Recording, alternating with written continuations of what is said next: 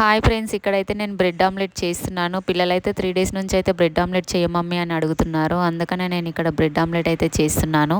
పొలం పనులు స్టార్ట్ అయినప్పటి నుంచి తీరిక లేకుండా పోయింది. డే మొత్తం అయితే అక్కడే పొలంలోనే గడిచిపోతుంది. ఇంటికి వచ్చిన తర్వాత ఇంట్లో పని చేసుకోవడానికి అయితే టైమే సరిపోవట్లేదు. ఇంటికి వచ్చేసరికి అయితే 6 అయ్యింది. ఆ టైంకి మా పిల్లలు ఏదైనా చెయ్యం మమ్మీ, బ్రెడ్ ఆమ్లెట్ చెయ్యమని అడిగేసరికి నేనైతే బ్రెడ్ ఆమ్లెట్ ప్రిపేర్ చేస్తున్నాను. అన్నీ టకటక వేసేస్తున్నాను, కానీ లాస్ట్లో ఏమో అయ్యింది. అదైతే మీరు చూసి కామెంట్ అయితే చెయ్యండి, నవ్వకండి.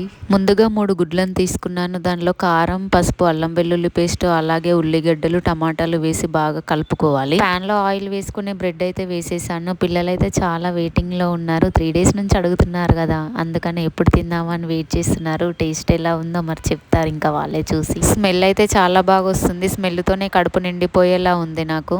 ఇంకా పొలం పనుల విషయానికి వస్తే, పొలంలో పనులన్నీ మేమే చేసుకుంటాము. మా పనులు మేమే చేసుకుంటాము. మన పని మనం చేసుకోవడంలో తప్పేం లేదు కదండి. ఒకరి మీద డిపెండ్ కావడం కంటే మన పనులు మనం చేసుకోవడమే కరెక్ట్. కష్టపడితేనే కదా అన్నీ వస్తాయి. కష్టపడకుండా ఏది ఊరికనే రాదు కదా. ఇంత కష్టపడితే అంత సుఖపడతారని పెద్దవాళ్ళు అంటారు కదా. నేనైతే అలాగే ఆలోచిస్తాను. మొత్తంలో బ్రెడ్ ఆమ్లెట్ అయితే రెడీ అయిపోయింది. చేయడం అయితే అయిపోయింది. ఇంకా టేస్ట్ ఎలా ఉందో అయితే మా పిల్లలే చెప్తారు. టేస్ట్ చేసి ఎలా ఉందో చెప్పమని వాళ్ళకి ఇస్తే వాళ్ళు నాకే ఇచ్చారన్నమాట. మమ్మీ నువ్వే టేస్ట్ చేసి చెప్పు అని. నేనైతే టేస్ట్ చేస్తున్నాను.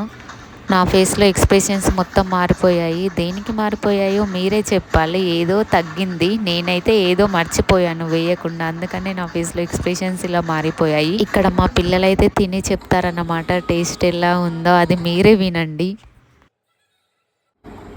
చెప్పండి ఎట్లనో ఉందని సోను. ఓ సోను ఎట్లనో ఉంది మమ్మీ. ఉప్పు లేదు. నేను ఉప్పే లేదు. ఇదన్నమాట, నేను దీంట్లో ఉప్పు వేయడం మర్చిపోయాను.